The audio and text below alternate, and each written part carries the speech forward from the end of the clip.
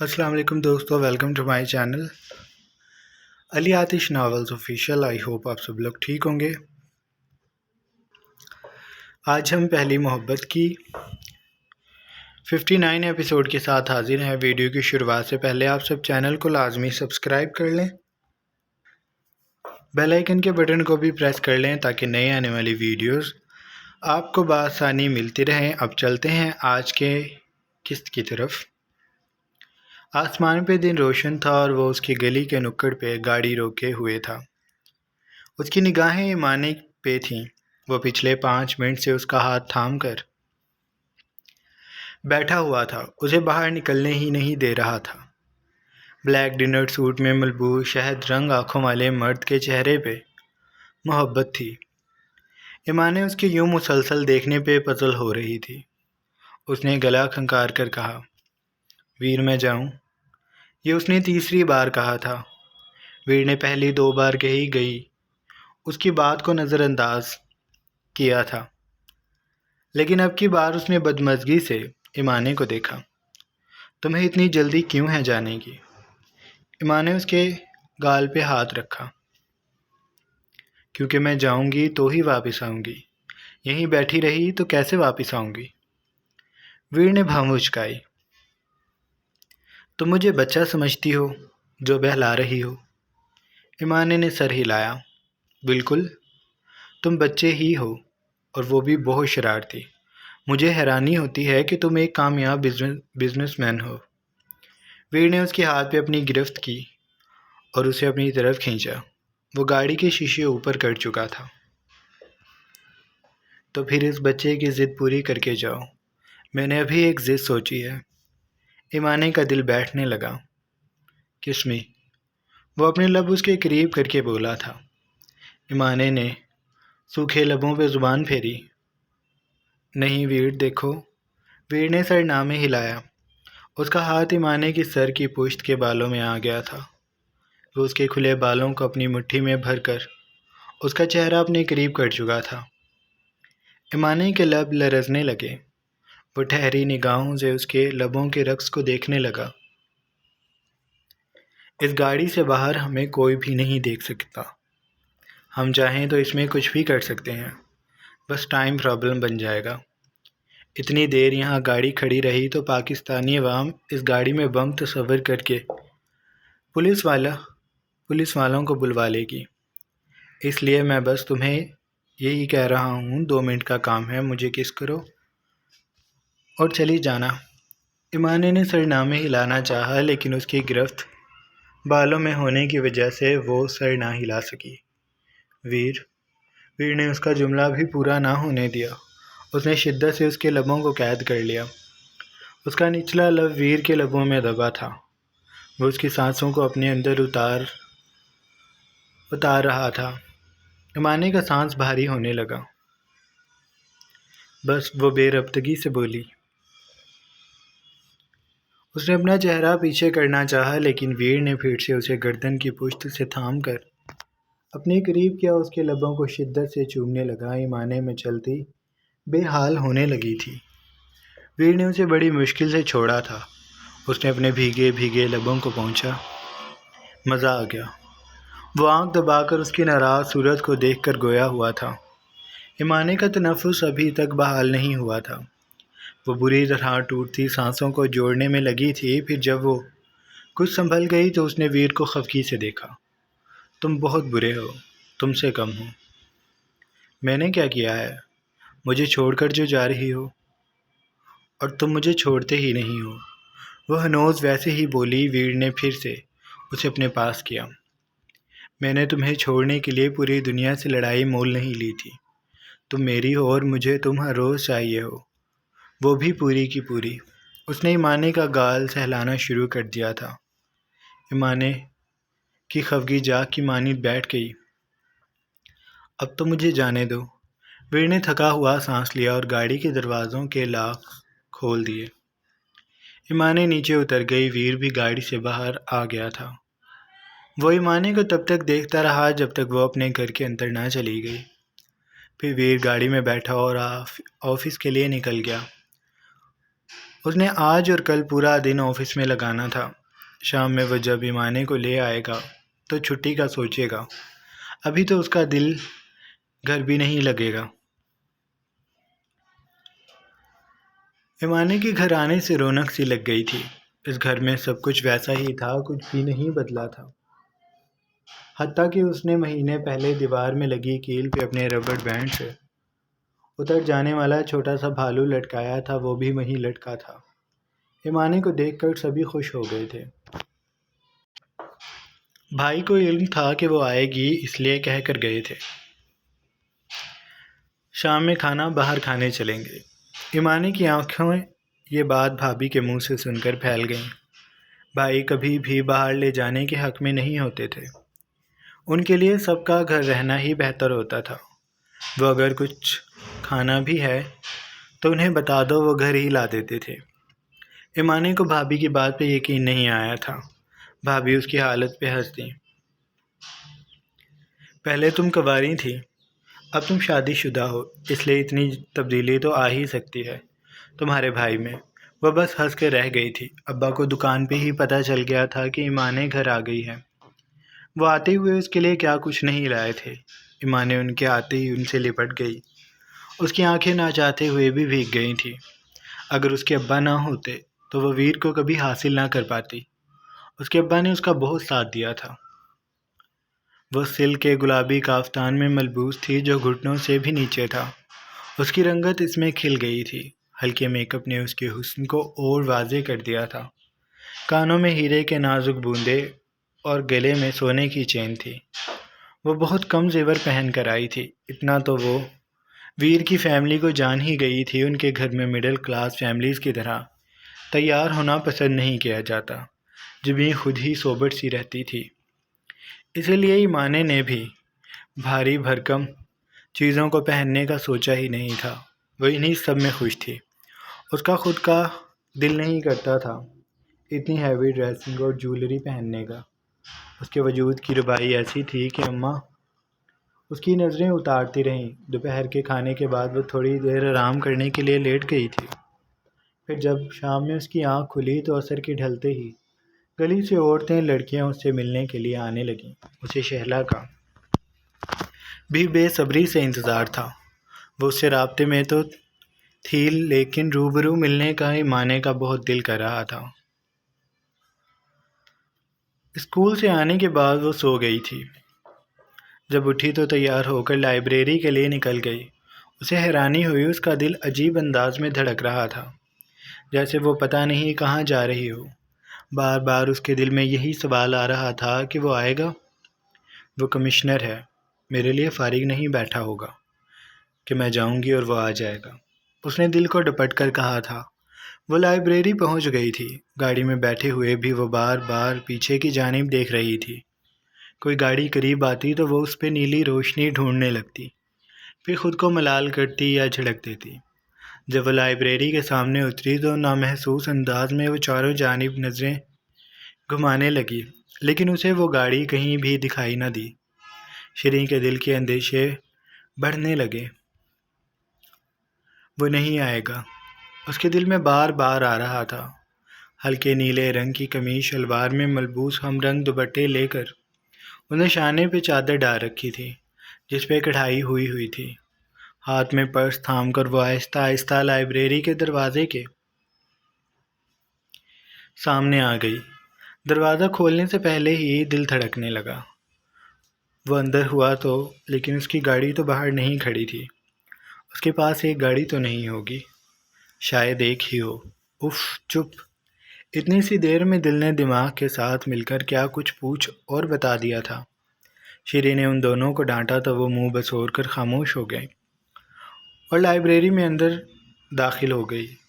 وہ اندر بھی نہیں تھا، نہ جانے کیوں شیریں کا دل بجھ گیا اور اس نے سر جھٹک دیا۔ وہ کتابوں کی جانب بڑھ گئی تھی۔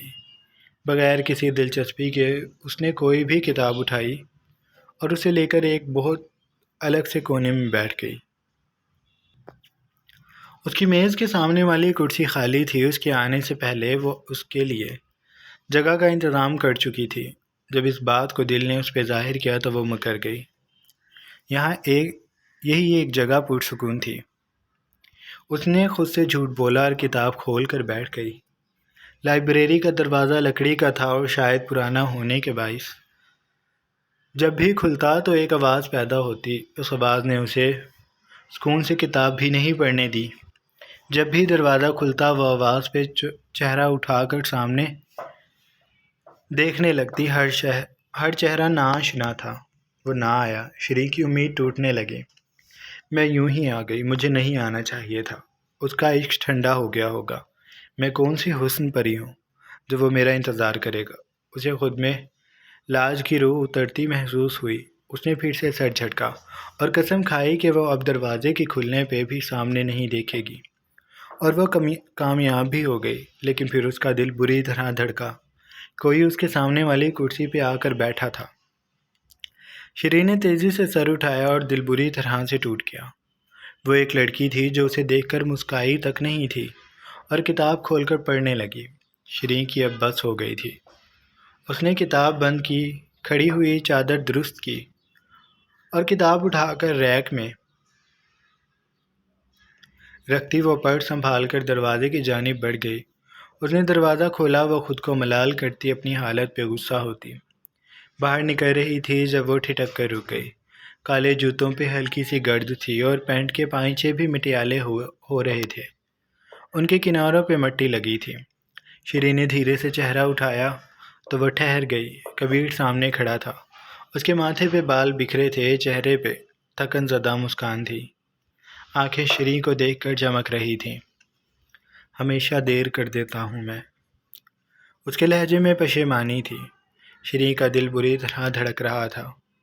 اس نے ایسے ظاہر کیا جیسے اس نے نہ کبیر کو دیکھا ہو اور نہ ہی اس کی بات سنی ہو۔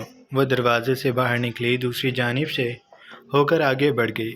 اس کے انداز میں ناراضی تھی۔ وہ کس حق سے ناراض ہو رہی تھی وہ نہیں جانتی تھی، لیکن وہ ابھی رکنا نہیں چاہتی تھی، اس لیے چلنے لگی۔ لائبریری کے زینے اترنے کے بعد سرمئی روش تھی جو آہنی گیٹ تک جاتی تھی۔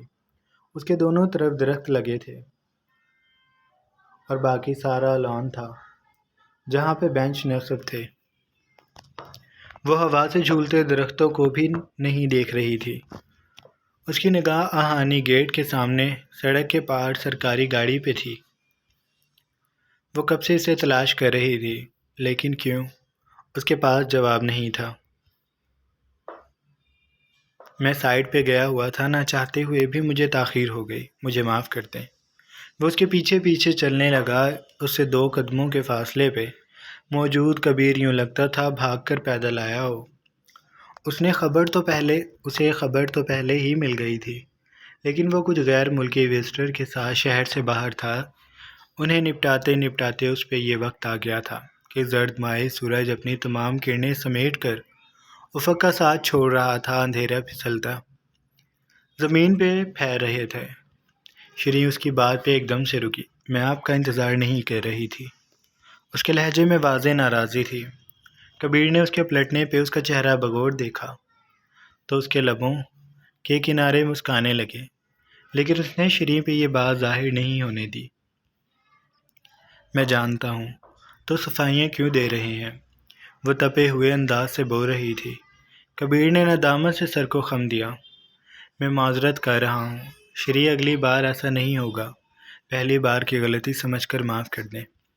شری کے دل کو کچھ ہوا۔ وہ بولنا چاہتی تھی، لیکن جب اس پہ یہ عیاں ہوا کہ وہ غصہ کر رہی ہے اور وہ بھی کسی بھی حق کے بغیر، تو اس سے بولا بھی نہ گیا۔ میں آپ کا انتظار نہیں کر رہی تھی۔ اب کی بار اس کا لہجہ کمزور اور مدھم تھا۔ میں جانتا ہوں، بس اس لیے بتا رہا ہوں کہ میں شرمندہ ہوں۔ شری جواب میں کچھ کہتی کہ اس کی گاڑی آ گئی۔ مجھے جانا ہے۔ گاڑی کو دیکھ کر وہ بولی۔ کبیر بے تابی سے آگے ہوا۔ کیا آپ 2 منٹ بھی نہیں رک سکتی؟ میں بہت دور سے آیا ہوں۔ اس کے انداز میں منت تھی۔ شری کے دل نے اس کا بازو پکڑ لیا۔ وہ قدم اٹھانا بھول گئی۔ کبیر اس کے سامنے آ گیا تھا۔ اس کے بالکل پیچھے ڈوبتا سورج تھا۔ کبیر کا چہرہ پھر بھی روشن تھا، لیکن شری کا چہرہ تاریک تھا۔ وہ جب بھی کبیر کو بغور دیکھتی تو اسے وہ خود سے لاکھ گنا خوبصورت اور وجیح لگتا تھا۔ کبیر کا اس کے لیے یوں دیوانہ ہونا معجزے سے کم نہیں تھا۔ مجھے دیر ہو رہی ہے، وہ نہ چاہتے ہوئے بھی انکار میں بولی۔ اب کی بار کبیر کا چہرہ بجھ گیا تھا۔ اس کے حکم میں موجود سورج کافی حد تک ڈوب چکا تھا اور شام کبیر کے چہرے پہ پھیلنے لگی۔ میں نے آپ کا بہت انتظار کیا تھا، میں مجبور ہو گیا تھا، نہ جانے کیوں میں آ نہیں سکا، میں نے کتنی بڑی کوتاہی کر دی۔ وہ خود کو ملال کر رہا تھا، اس کا لہجہ بکھرا ہوا تھا اور انداز میں بے چینی تھی۔ شیریں کا دل عجیب سی کیفیت میں مبتلا ہونے لگا۔ بس 2 منٹ رک جائیں، میں آپ کو دیکھنا چاہتا ہوں، بس 2 منٹ۔ اس کے لہجے کی التجا بڑھتی جا رہی تھی۔ اونچی قامت والے مرد کو یوں دیکھنا ایک نیا تجربہ تھا۔ شیریں اسے دیکھنے لگی اور کبیر کو لگا وہ اسے 2 منٹ دے چکی ہے۔ وہ بھی اسے ہی دیکھ رہا تھا۔ لمحے ان کے درمیان ٹھہر گئے اور ہر چیز خاموش ہو گئی۔ بس سورج ڈوبتا رہا، شام پھیلتی رہی، پھر شام اس حد تک پھیل گئی کہ لائبریری کے دوسرے لوگ بھی نکل کر جانے لگے، تو قدموں کی چاپ نے انہیں چونکا دیا۔ شیریں نے اپنی چادر درست کی اور نظریں چہار جانب کی تو اسے احساس ہوا کہ 2 منٹ کب کے بیت چکے ہیں۔ وہ بغیر کبیر پہ نگاہیں ملائے گاڑی کی جانب بڑھ گئی۔ کبیر مکمل اس کی جانب گھوما تھا۔ پھر شیریں کی گاڑی کے جانے کے بعد وہ بھی اپنی گاڑی میں بیٹھ گیا۔ ڈرائیور کو اس نے اشارے سے گاڑی شیریں کی گاڑی کے پیچھے لے جانے کا کہا تھا۔ شیریں دانستہ اب کی بار باہر دیکھتی تو سمٹ جاتی۔ وہ سرکاری گاڑی جسے وہ آتے وقت ڈھونڈ رہی تھی اب وہ اس کے قریب تھی۔ کبیر شیشے سے شیریں کو دیکھ رہا تھا۔ شیریں نے نگاہیں جھکا لی تھی، لیکن اتنے فاصلے سے بھی وہ یہ جانتی تھی کہ پرتپش نگاہیں اسی پہ مرکوز ہیں۔ باقی کا پورا راستہ آنکھوں میں کٹ گیا۔ شیریں کی حالت بے حد گھبرائی ہوئی سی تھی، رنگت میں تبدیلی تھی۔ وہ پورے راستے اسے دیکھتی رہی تھی۔ وہ بس حویلی سے کچھ دور ہی تھا جو واپسی کے لیے پلٹا تھا۔ شیریں کی گردن نادانستہ گھوم گئی تھی۔ وہ کبیر کی گاڑی کے اوجھل ہونے تک اسے دیکھتی رہی، پھر اس کی بھی گاڑی حویلی میں داخل ہو گئی تو وہ خود کو نارمل رکھنے کی صحیح کرتی باہر آئی۔ اس نے کپڑے درست کیے، چادر کو ٹھیک کیا اور اندر داخل ہو گئی۔ راہداری عبور کرنے کے بعد اس کی پوری کوشش تھی کہ وہ کسی کی بھی نگاہوں میں آئے بغیر اوپر اپنے کمرے میں چلی جائے، لیکن لاج کے ہوتے ہوئے ایسا کیسے ممکن تھا؟ وہ چہکی۔ شیریں آ گئی۔ صوفے پہ نہ جانے کیسے وہ چھپ کر بیٹھی تھی یا شیریں نے ہی توجہ وہاں نہیں کی تھی؟ کیا وہ بھاگ کر اس کے سامنے آ گئی تھی؟ پھپھو اور بی جان بھی وہیں موجود تھی، لیکن لاج کی توقع اسے نہیں تھی اور اسے لاج ہی سے تو بچنا تھا۔ وہ بہت تیز تھی۔ اتنی دیر ہو گئی، آج خیریت؟ شیریں اسے نہیں دیکھ رہی تھی۔ وہ پرس کھول کر اس میں کچھ ڈھونڈنے لگی۔ لاج نے بھی گردن آگے کی اور پرس میں جھانکنے لگی۔ کیا دیکھ رہی ہیں؟ کچھ نہیں، کچھ پیسے اور موبائل کے علاوہ پرس خالی تھا، اس میں کیا ہی تلاش کیا جا سکتا تھا؟ شیریں نے اسے بند کیا اور مسکرانے کی کوشش کرنے لگی۔ آپ ٹھیک ہیں؟ لاج اسے بغور نہیں دیکھ رہی تھی، لیکن شیریں کو لگا وہ مزید گھبرا گئی۔ میم میں تو ٹھیک ہوں، کیوں تمہیں میرے چہرے سے کچھ محسوس ہو رہا ہے؟ لاج نے اس کے سوال پہ اسے توجہ سے دیکھنا شروع کیا تھا۔ اب کی بار وہ ٹھٹکی تھی۔ آپ گھبرائی ہوئی ہیں؟ شیریں ایسے کھلکھلا کر ہنسی کہ لاج کا منہ کھل گیا۔ میں کیوں گھبراؤں گی، پاگل ہو تم بھی؟ اس نے لاج کے کاندھے پہ ہاتھ مارا اور ہنستی ہوئی تیزی سے اوپر چلی گئی۔ لاج نے گردن موڑ کر دیکھا۔ کچھ تو گڑبڑ ہے دیا۔ اس کے اندر کا ACP پردھیمن جاگ چکا تھا۔ شیریں اوپر آ کر بھاگ کر کمرے میں داخل ہوئی۔ اس نے تیزی سے دروازہ بند کیا اور کمر اسے لگا کر سینے پہ ہاتھ رکھتی وہ گہرے گہرے سانس لینے لگی۔ اف یہ لاج بھی۔ اس نے لاج کی نگاہوں کو سوچ کر جھرجھری لی۔ اگر اسے ذرا بھی اندازہ ہو گیا تو یہ پورے شہر میں اعلان کر دے گی۔ پھر میں کیا کروں گی؟ اسے ابھی سے ہی اپنی فکر ہو گئی تھی۔ اس نے آگے بڑھ کر چادر اتاری، دوپٹہ اتارا، پرس رکھا اور بیڈ پہ تھکے ہوئے انداز سے لیٹ گئی۔ اور میں اتنا کیوں ہائپر ہو گئی تھی؟ کیا وہ سمجھا نہیں ہوگا میرے جھوٹ کو؟ کتنی توجہ سے دیکھتا ہے وہ۔ شری کبیر کی نگاہوں کو تصور کرتی سوچ رہی تھی۔ اس کی نگاہیں ابھی بھی آس پاس کہیں موجود لگتی تھیں اور اسے لگ رہا تھا کہ کبیر اسے ہی دیکھ رہا ہے۔ شری نے گہرا سانس لیا، پھر دھیرے سے مسکرائے۔ وہ آ ہی گیا تھا۔ میں یوں ہی پتہ نہیں کیا کچھ سوچنے لگی تھی، اور وہ بول کیسے رہا تھا، بس 2 منٹ، میں بہت دور سے آیا ہوں۔ اس کی مسکان گہری ہونے لگی۔ ایک لمحے کا توقف دینے کے بعد اس نے کہا، یہ کس کی نظم کا شعر ہے؟ ہمیشہ دیر کر دیتا ہوں میں۔ وہ سوچنے لگی، لیکن اسے یاد نہ آیا۔ اتنی مشہور چیز کو وہ کیسے بھول سکتی تھی؟ اسے حیرانی ہوئی۔ وہ ذہن پہ جتنا بھی زور ڈال رہی تھی، اسے کچھ اور ہی سجائی نہیں دے رہا تھا۔ بس کبیر کے الفاظ گرد رقص کر رہے تھے اور اس کا لہجہ اسے گدگدا رہا تھا۔ پھر اس نے ذہن کو جھٹکا اور موبائل پہ انگلیاں چلانے کے بعد اسے بستر پہ اچھال دیا۔ کمرے میں لتا منگیشکر کی آواز بکھرنے لگی اور وہ کہتی تھی، 16 برس کی بالی عمر کو سلام، اے پیار تیری پہلی نظر کو سلام۔ شری پہلی بار اتنی مسحور ہو کر کسی گیت کو سن رہی تھی۔ وہ الماری سے کپڑے نکالتی اسے گنگنا رہی تھی۔ یہ جذبہ سچ میں بہت خوبصورت تھا۔ شاہ ابھی آفس سے آیا تھا۔ نیچے لاؤنج میں اسے علاج دکھائی نہ دی تو وہ سیدھا اوپر آ گیا۔ کمرے کے دروازے نیم وا تھا اور اندر سے آواز آتی تھی، ہیلو سائم، کیسے ہو؟ وہ کمرے میں چکر کاٹتی اونچی آواز سے بات کرنے میں لگی ہوئی تھی۔ کھلے بال ہوا سے لہرا رہے تھے، آنچل فرش پہ جھاڑو دے رہا تھا۔ کمرے میں نیم اندھیر تھا، باہر کی جلتی روشنی ہی کمرے میں داخل ہوتی تھی۔ شاہ کے قدم ایک پل کو رکے، پھر وہ اندر آ گیا۔ اس نے اندر آ کر لائٹ روشن کی، لائٹ دھیرے سے پلٹی، شاہ کو دیکھا، مسکرائی، پھر دوبارہ فون کی جانب متوجہ ہو گئی۔ اچھا ٹھیک ہو، ماشاءاللہ، یہ تو بہت اچھی بات ہے، لیکن یار تمہیں کیا بتاؤں، میں تو بالکل ٹھیک نہیں ہوں۔ وہ چلتی چلتی بیڈ کے دوسرے کنارے پہ بیٹھ گئی۔ شاہ کے چہرے پہ کوئی تاثر نہیں تھا۔ وہ کافی دنوں بعد قمیض اور شلوار میں ملبوس تھا۔ کالے رنگ کے لباس میں وہ وجیحہ لگتا تھا۔ اس نے گولڈن گھڑی کو اتار کر ڈریسنگ پہ رکھا اور شیشے سے لاج کو دیکھ رہا تھا، جو اب افسوس سے کہہ رہی تھی۔ شاہ اسے دیکھتے ہوئے کف لنکس کھولنے لگا۔ اس نے شانوں کی شال اتار کر پہلے ہی بیڈ پہ اچھال دی تھی۔ وہ کف موڑ کر کوہنیوں تک کٹ چکا تھا۔ لاج کی اس کی جانب توجہ نہ تھی، وہ فون پہ لگی ہوئی تھی۔ میں بہت اداس ہوں، اور ظاہر سی بات ہے تمہاری ہی وجہ سے اداس ہوں۔ تو میرے دل کے بہت قریب ہو، میرے بہت اچھے دوست۔ کیا دن تھے وہ بھی، جب تم اور میں کھیلتے تھے، لیکن تم ہی نے بے وقوفی کی اور چلے گئے۔ اب دیکھو، میں تو ہو گئی نا اکیلی۔ اس نے بھویں سکیڑ کر شاہ کو دیکھا۔ وہ خاموشی سے آستینے اوپر کرنے کے بعد بیڈ کے کنارے پہ بیٹھ گیا تھا، ایسے کہ اس کی پشت لاج کی جانب تھی۔ لاج اٹھ کر ڈریسنگ کے سامنے آ گئی۔ دراز کو دوسرے ہاتھ سے کھول کر وہ اس میں کچھ تلاش کرنے لگی، ساتھ ساتھ وہ بات بھی کر رہی تھی۔ اب تم جلدی آ جانا، میرا تو یہاں اب کوئی بھی نہیں ہے، میں بہت اداس ہو رہی ہوں، تم آ جانا، ٹھیک ہے؟ آ جاؤ گے نا؟ وہ تصدیقی لہجے سے سوال کر رہی تھی۔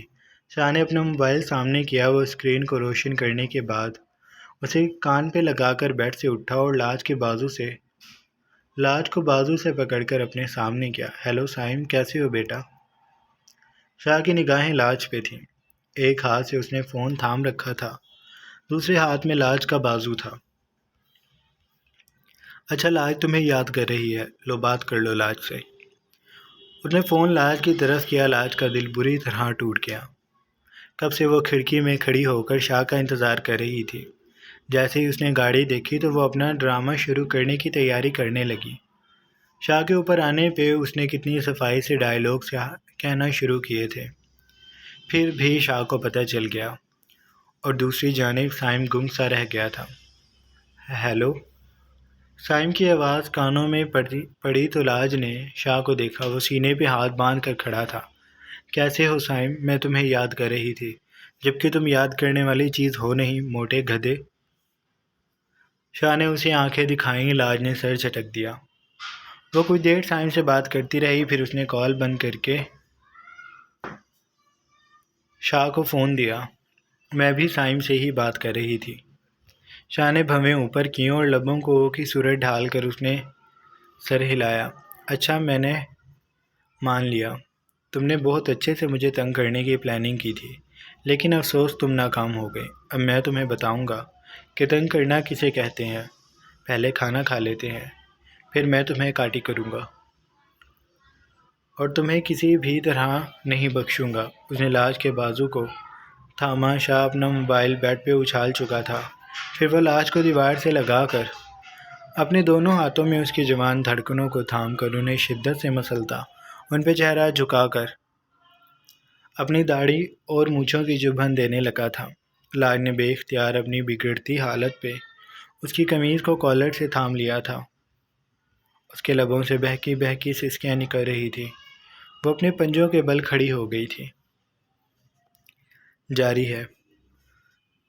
جناب، یہ تھی ہماری آج کی قسط۔ آئی ہوپ آپ کو اچھی لگی ہوگی۔ اگر آپ کو قسط اچھی لگی ہے تو آپ چینل کو لازمی سبسکرائب کر لیں، بیل آئیکن کے بٹن کو بھی پریس کر لیں تاکہ نئے آنے والی ویڈیوز آپ کو ملتی رہے۔ اپنے ڈھیر سارا خیال رکھیے گا۔ بہت جلد ایک نئی قسط کے ساتھ حاضر ہوں گے۔ اللہ حافظ۔